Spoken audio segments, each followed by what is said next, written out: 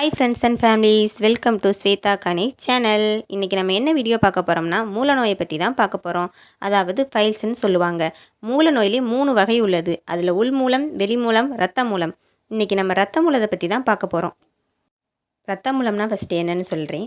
Motion போகும்போது கடுமையான எரிச்சல், வலி, மோஷன் புஷ் பண்ணி போகும்போது அதிகமாக ரத்தம் வெளியேறும். இதுதான் இரத்த மூலத்துக்குள்ள சிம்டம்ஸுங்க.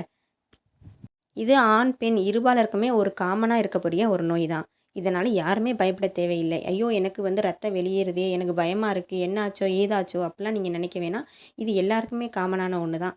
இதனால் எங்கள் வீட்டில் நான் அனுபவப்பட்ட விஷயம் இதை பற்றி தான் நான் உங்கள்கிட்ட ஷேர் பண்ண போகிறேன்.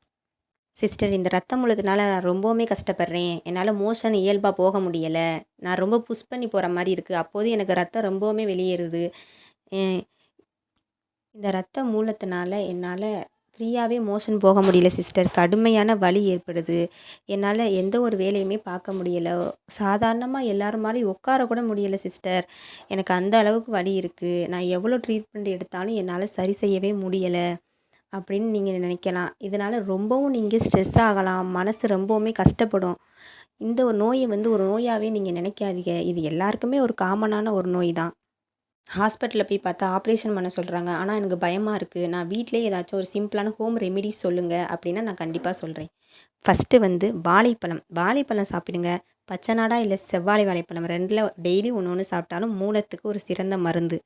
2வது துத்தி இலைங்க. நம்மளுடைய வில்லேஜ் பகுதிகளில், நம்மளுடைய வயல்வெளிகளில் கண்டிப்பாக துத்தி இலை இருக்கும். அதை துத்தி இலையை பொரியல் பண்ணி இல்லைன்னா மிக்ஸி ஜாரில் அரைச்சி காலையில் வெல்லணத்தில் நீங்கள் குடித்தா மூலம் நல்லாவே சரியாகும்.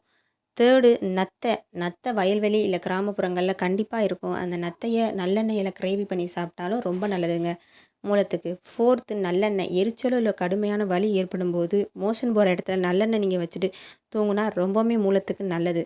5வது கருணைக்கிழங்கு. கருணைக்கிழங்கு சாப்பிட்டா மூலத்துக்கு நல்ல ஒரு சிறந்த ஒரு மருந்துங்க. இது எல்லாமே நான் செஞ்சு கொடுத்தேன்.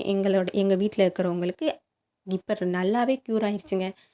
கண்டிப்பாக நீங்களும் இதை மறக்காமல் செஞ்சு பாருங்கள். உங்களுக்கும் க்யூர் ஆகும். இந்த வீடியோ உங்களுக்கு பிடிச்சிருந்துச்சுன்னா லைக் பண்ணுங்கள், ஷேர் பண்ணுங்கள், கமெண்ட் பண்ணுங்கள். மறக்காமல் பெல் ஐக்கானை கிளிக் பண்ணிடுங்க. Bye friends.